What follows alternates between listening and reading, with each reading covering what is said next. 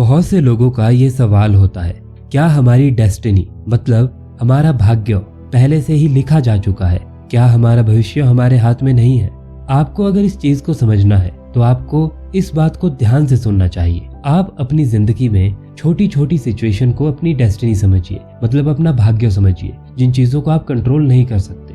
For example, आप किस घर में पैदा होंगे ये आपकी चॉइस नहीं है, आप इस चीज को कंट्रोल नहीं कर सकते। आप या तो अमीर घर में पैदा होंगे या फिर गरीब घर में पैदा होंगे या मिडिल क्लास फैमिली में पैदा होंगे, ये आपके कंट्रोल में नहीं है। उसी तरह से आप कैसे दिखोगे, मतलब आप गोरे दिखोगे, काले दिखोगे, ये भी आपके कंट्रोल में नहीं है।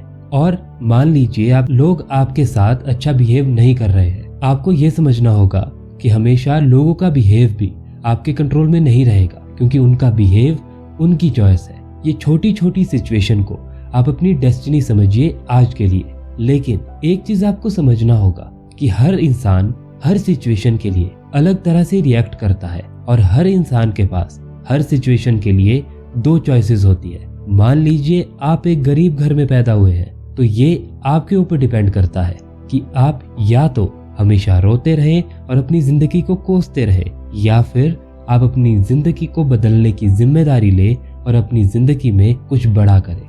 उसी तरह से अगर आप अच्छे नहीं दिखते हैं तो आप अपने आप को हमेशा कोसते रह सकते हैं, ये आपकी चॉइस है। लेकिन आप उन लोगों से एग्जाम्पल ले सकते हैं जो आपकी तरह है और आप अपनी जिंदगी को बदल सकते हैं। उसी तरह से अगर लोग आपके साथ अच्छा बिहेव नहीं कर रहे हैं, आपके पास फिर भी दो चॉइसेस है।